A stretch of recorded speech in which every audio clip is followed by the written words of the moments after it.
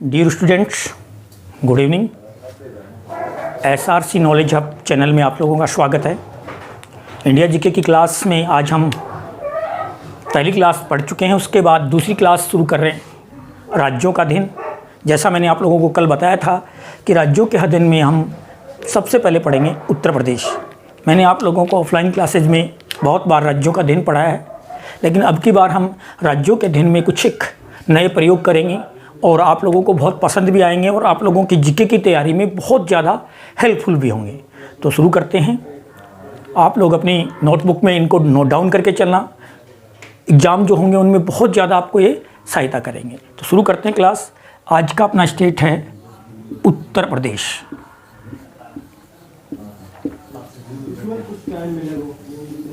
देखो, एक स्टेट का जब अध्ययन करते हैं तो हमें इसके कई भाग हैं। मैं आपको पहले ही बता देता हूँ, हम स्टेट के कम से कम एक स्टेट के 5 से 6 वीडियो बनाने वाले हैं, और ख़ास करके बड़े स्टेट उत्तर प्रदेश, महाराष्ट्र, मध्य प्रदेश, बिहार, यहाँ का जो इतिहास ज्योग्राफी है वो एक वीडियो में सम्मिलित करना बड़ा मुश्किल का काम है। तो मैं पहले से आपको बता देता हूँ, आपको धैर्य बनाए रखना है और एक स्टेट के साथ में आपको कम से कम 5 वीडियो मिलेंगे, ताकि आप लोगों का इतिहास, ज्योग्राफी, इकोनॉमिक्स, विविध सब अच्छे से कंप्लीट हो सके। तो बात करते हैं आज सबसे पहले उत्तर प्रदेश। उत्तर प्रदेश में हम सबसे पहले पढ़ते हैं उत्तर प्रदेश का परिचय। उत्तर प्रदेश का सबसे पहले क्या लेते हैं? परिचय। मैं आप लोगों को बताऊं, जब भारत पर अंग्रेजों का शासन था, ब्रिटिश काल की भारत की बात करें तो ब्रिटिश काल भारत में 1902 में उत्तर प्रदेश का नाम यूनाइटेड प्रोविंस रखा गया। यूनाइटेड प्रोविंस,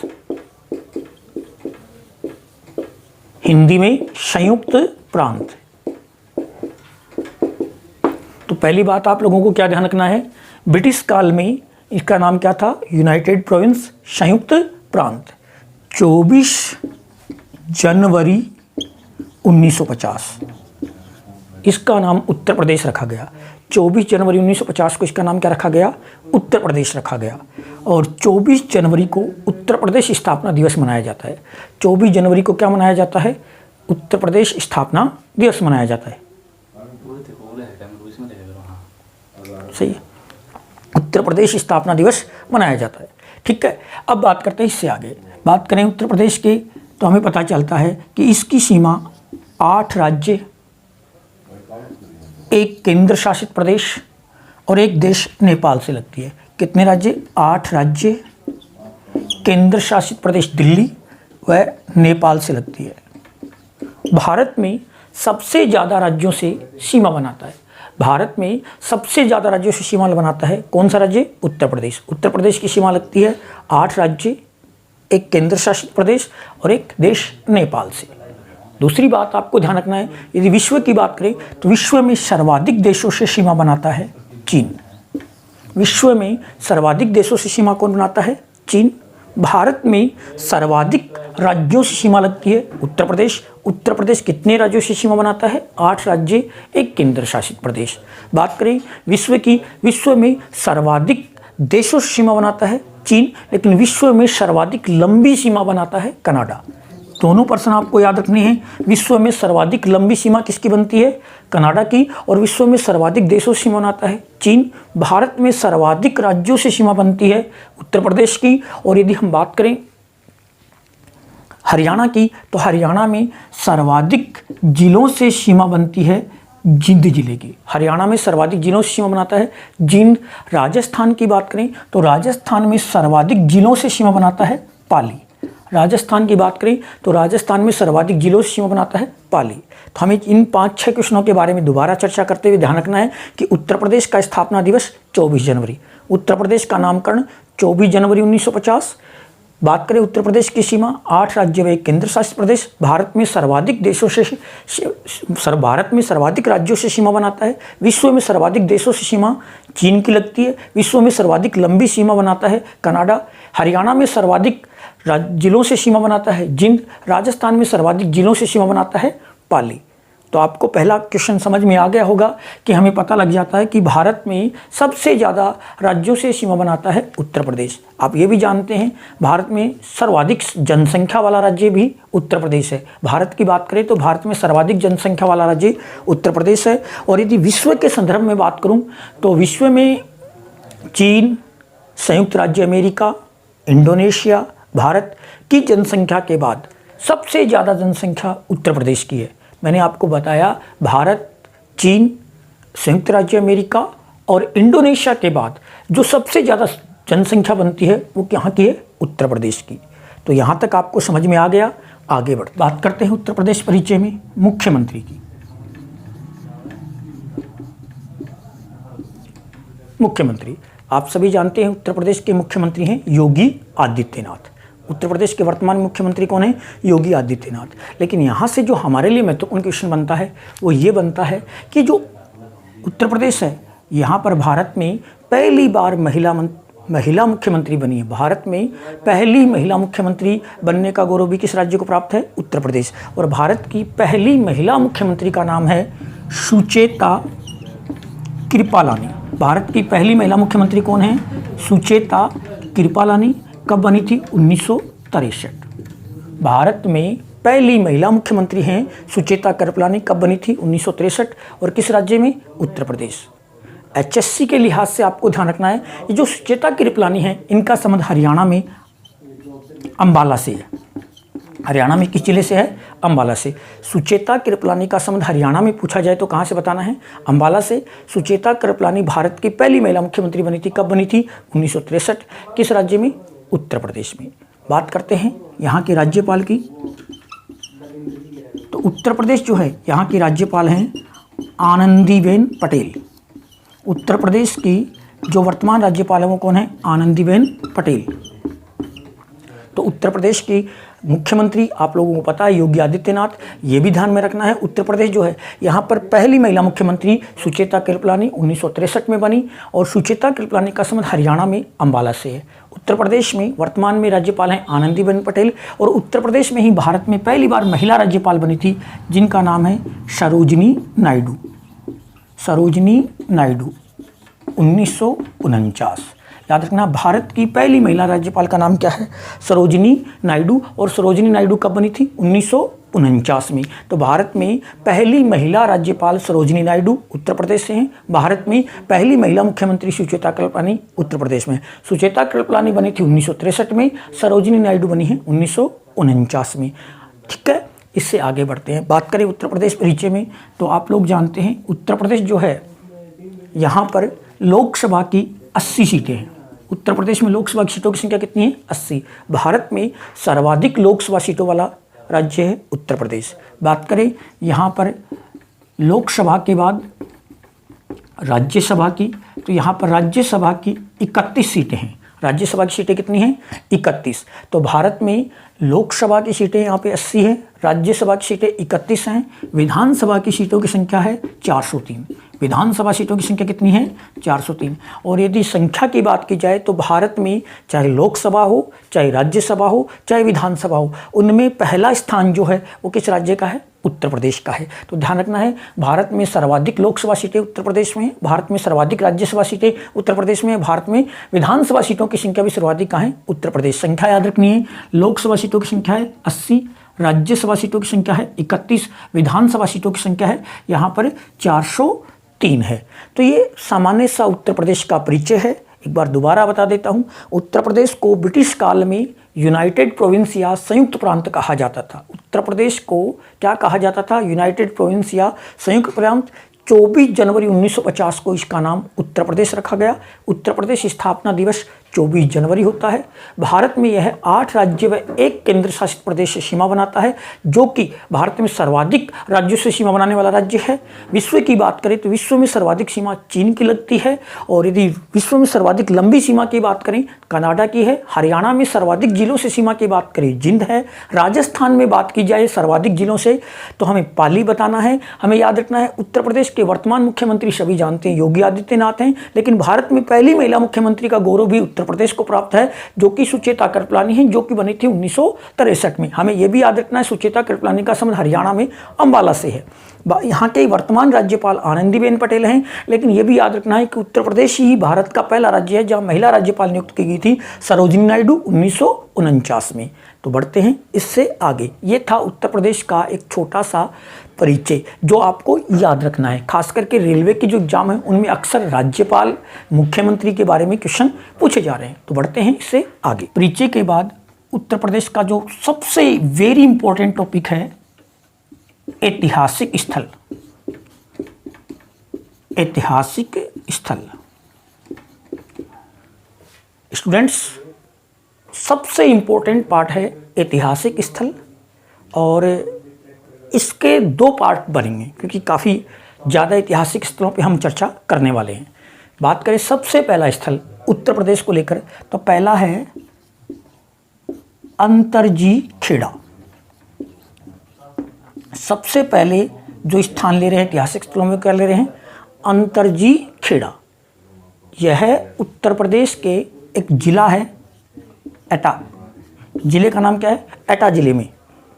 उत्तर प्रदेश में जब हम बात करते हैं ऐतिहासिक स्थलों में, तो स्टूडेंट्स हम पहला ले रहे हैं अंतरजी खेड़ा। अंतरजी खेड़ा की मैं बात करूं तो उत्तर प्रदेश के एटा जिले में स्थित प्राग ऐतिहासिक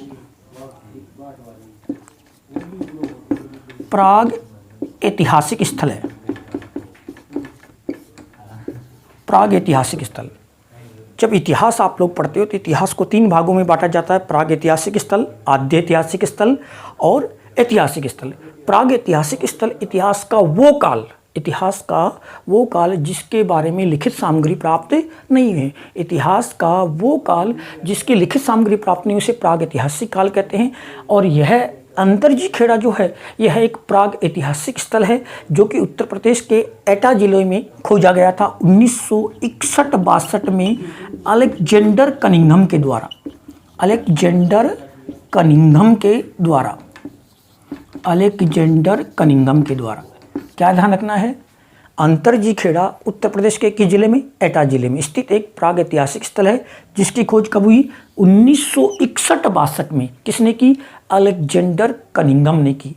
और यह जो स्थान है, यहीं पर भारत में सबसे प्राचीनतम लोहे के प्रमाण प्राप्त हुए हैं। भारत में सबसे प्राचीनतम लोहे के प्रमाण प्राप्त हुए हैं। आपके एग्जाम में 3 क्वेश्चन यहाँ से बन सकते हैं। पहला, अंतरजी खेड़ा उत्तर प्रदेश के एटा जिले में है। दूसरा, अंतरजी खेड़ा जो है इसकी खोज 1961-62 में अलेक्जेंडर कनिंघम ने की। कब की? 1961-62 में अलेक्जेंडर कनिंघम ने की। और तीसरा जो महत्वपूर्ण प्रश्न बनता है वो ये है कि भारत में सबसे प्राचीनतम लोहे के प्रमाण कहाँ से प्राप्त हुए हैं? तो भारत में सबसे प्राचीनतम लोहे के प्रमाण कहाँ से प्राप्त हुए हैं? अंतरजी खेड़ा से। तो देखिए स्टूडेंट्स, पहला स्थल मैंने आपको पढ़ाया अंतरजी खेड़ा। सभी नोट डाउन करते हुए चलेंगे। और यहाँ पर जो सबसे ज़्यादा क्वेश्चन बनता है एग्जाम में वो यही बनता है कि कौन से स्थल पर सबसे प्राचीन लोहे के प्रमाण मिले हैं? तो वो है अंतरजी खेड़ा। खोज किसने की थी? अलेक्जेंडर कनिंघम ने। अलेक्जेंडर कनिंघम के ऊपर एक इम्पोर्टेंट क्वेश्चन याद रखना है, इन्हें भारत में पुरातत्व का जनक कहा जाता है। भारत में पुरातत्व का जनक कहा जाता है। तो भारत में पुरातत्व का जनक किसे कहा जाता है? तो भारत में पुरातत्व का जनक अलेक्जेंडर कनिंघम को कहा जाता है। तो सभी ने नोट डाउन कर लिया होगा। पहला सवाल आप लोगों को पहला स्थल आपको समझ में आ गया होगा। अंतरजी खेड़ा एटा जिले में प्राग ऐतिहासिक स्थल 1961-62 में अलेक्जेंडर कनिंघम द्वारा खोज की गई। सबसे प्राचीनतम लोहे के प्रमाण मिले हैं। और अलेक्जेंडर कनिंघम को भारत में पुरातत्व का जनक कहा जाता है। स्टूडेंट्स, ऑनलाइन क्लास पहली बार हम स्टार्ट कर रहे हैं, कुछ कमियां हो सकती हैं, लेकिन मैं आप लोगों से ये कह रहा हूं कि धीरे धीरे जैसा आप चाह रहे हैं वैसे आपको क्लासेज मिलेंगी। तो जुड़े रहिए, लाइक और कमेंट जरूर करें, अपने सुझाव देते रहें, क्योंकि आपके जो सुझाव हैं, आपके जो लाइक हैं वो मुझे मोटिवेशन देंगे। हमने पहला स्थल पढ़ा था अंतरजी खेड़ा। अब दूसरा लेते हैं कोल्डी हवा।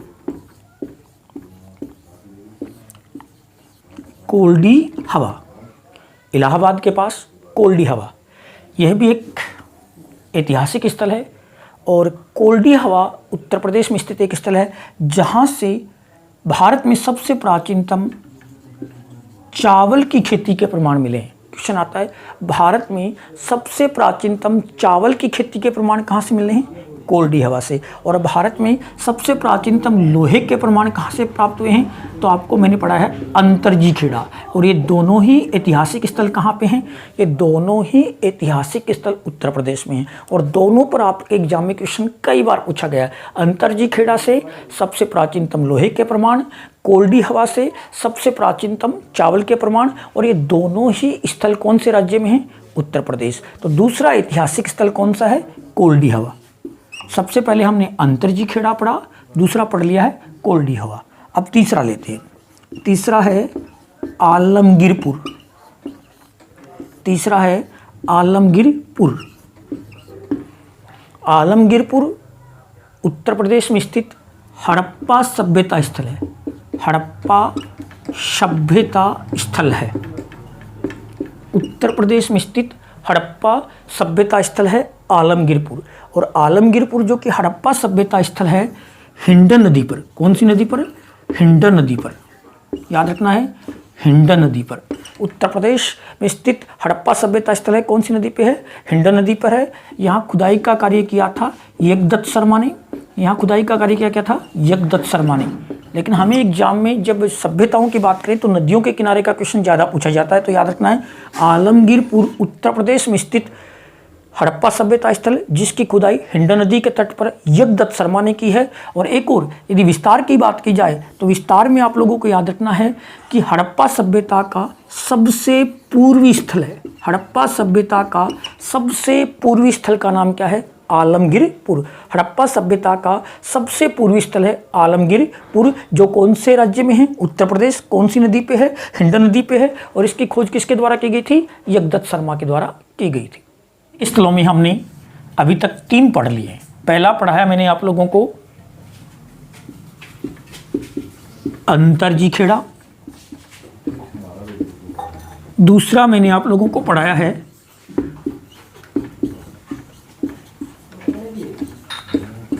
कोल्डी हवा, और तीसरा मैंने आप लोगों को पढ़ाया है आलमगीरपुर। अंतरजी खेड़ा सबसे प्राचीनतम लोहे के प्रमाण, कोल्डी हवा भारत में सबसे प्राचीनतम चावल की खेती के प्रमाण, आलमगीरपुर हड़प्पा सभ्यता का सबसे पूर्वी स्थल। आगे बढ़ते हैं। चौथा स्थान लेते हैं जौनपुर। जौनपुर, जब बात जौनपुर की जाती है तो आप सभी जानते हैं कि जौनपुर और लखनऊ दोनों ही गोमती नदी पे हैं। तो पहला क्वेश्चन याद रखना है, जौनपुर कौन सी नदी पर है? गोमती नदी पर बसा है।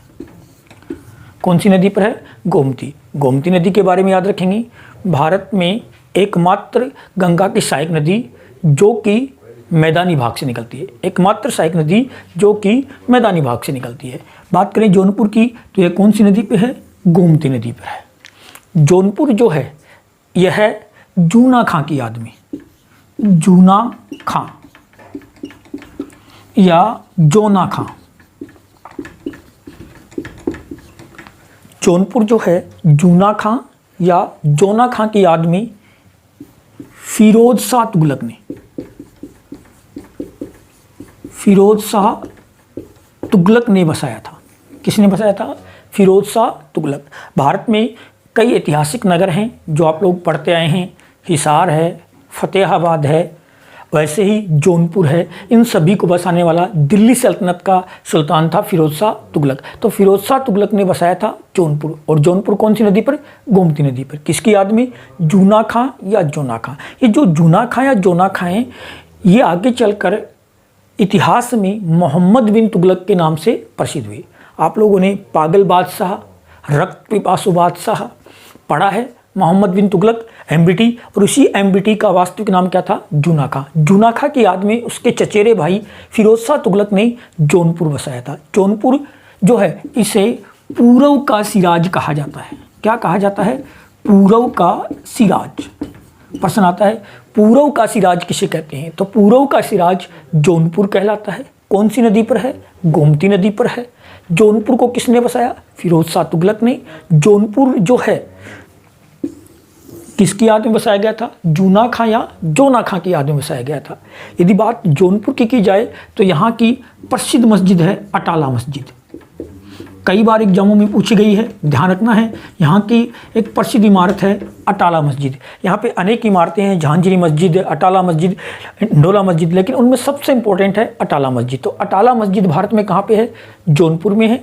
और जौनपुर में ये जो अटाला मस्जिद है, ये जो अटाला मस्जिद है, इसके निर्माता हैं इब्राहिम खां सर्की। इब्राहिम खां सर्की। जौनपुर जो है, यहाँ पर जो अटाला मस्जिद है उसके निर्माता कौन है? इब्राहिम खां सर्की। बात करें जौनपुर की तो आप लोगों ने शेरशाह सूरी का नाम सुना है।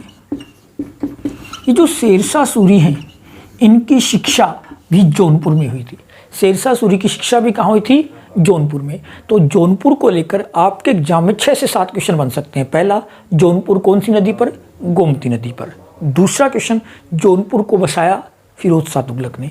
जौनपुर किसकी याद में बसाया गया है? जूना खां या जोना खां। जूना खां या जोना खां कौन थे? मोहम्मद बिन तुगलक, जो इतिहास में पागल बादशाह भी कहलाते हैं। जौनपुर में स्थित प्रसिद्ध इमारत अटाला मस्जिद। अटाला मस्जिद के निर्माता हैं इब्राहिम खां सूरी। और शेरशाह सूरी जो हैं, इब्राहिम खां इब्राहिम खां सर्की ने जौनपुर में अटाला मस्जिद बनवाई थी। और ये जो जौनपुर है, यहाँ पर शेरशाह सूरी की शिक्षा दीक्षा हुई थी। RAS 2013 का एक क्वेश्चन है, शेरशाह सूरी की शिक्षा कहाँ हुई थी? तो शेरशाह सूरी की शिक्षा कहाँ हुई थी? जौनपुर में। हरियाणा में जब हम पढ़ते हैं तो हमें पता है शेरशाह सूरी का जन्म स्थान नारनौल बताया गया है। शेरशाह सूरी का जन्म स्थान कहाँ बताया गया है? नारनौल बताया गया है। और ये जो जौनपुर है, यहाँ पर शेरशाह सूरी की शिक्षा हुई थी। और शेरशाह सूरी के बचपन का नाम क्या था? फरीद खां। याद रखना है, शेरशाह सूरी के बचपन का नाम क्या था? फरीद खां। तो ऐतिहासिक स्थलों में यूपी का चौथा महत्वपूर्ण स्थल मैंने आपको पढ़ाया, वो है जौनपुर। आगे बढ़ते हैं। अगला स्थल अयोध्या। वर्तमान में सबसे ज़्यादा चर्चा में भी है। और आप लोगों को आज टीवी से, समाचार पत्रों के माध्यम से न्यूज़ भी मिल गई होगी कि 10 जून से राम मंदिर का निर्माण कार्य शुरू हो रहा है। इसी अयोध्या की मैं बात कर रहा हूँ। ये जो अयोध्या है, बात करें, एक पौराणिक धार्मिक स्थल है जो कि सरयू नदी पर है। कौन सी नदी पर है? सरयू नदी पर। प्राचीन काल में कौशल महाजनपद के अंतर्गत आता था। कौन से महाजनपद के अंतर्गत आता था? कौशल। यूपी पुलिस के एग्जाम में पूछा गया था कि राम जन्मभूमि अयोध्या किस महाजनपद के अंतर्गत आता है? तो राम जन्मभूमि अयोध्या किस महाजनपद के अंतर्गत आता है? कौशल। और अयोध्या कौन सी नदी के तट पर स्थित है? सरयू नदी के तट पर स्थित है। ये जो अयोध्या है, यहाँ की मैं बात करूँ तो यहाँ से धनदेव नामक शासक का एक अभिलेख प्राप्त हुआ है। कौन से शासक का? धनदेव। प्रश्न आता है, अयोध्या से जो अभिलेख प्राप्त हुआ है वो किस शासक ने? धनदेव ने अंकित करवाया था। तो अयोध्या में धनदेव का एक अभिलेख प्राप्त हुआ है, जो हमें एक महत्वपूर्ण जानकारी देता है कि पुष्यमित्र शुंग द्वारा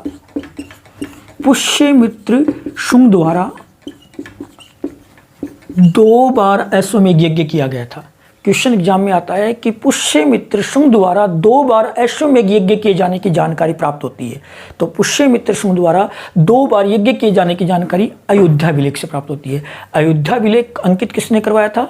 धनदेव ने। अयोध्या कौन सी नदी पे है? सरयू नदी के तट पर है। अयोध्या जो है वो प्राचीन काल में किस महाजनपद के अंतर्गत आता था? कौशल महाजनपद के अंतर्गत आता था। तो मित्रों, ऐतिहासिक स्थलों का क्रम कल भी जारी रहेगा। कुछ स्थितियों को देखते हुए अभी वीडियो छोटा बन रहा है। 1-2 दिन में आप लोगों के लिए लंबी क्लासेस शुरू हो जाएंगी। और मैं चाहूँगा कि आप लोग वीडियो को ज़्यादा से ज़्यादा शेयर व लाइक व सब्सक्राइब करें, ताकि हम आप लोगों के लिए सीधा ऑनलाइन क्लास स्टार्ट कर सकें।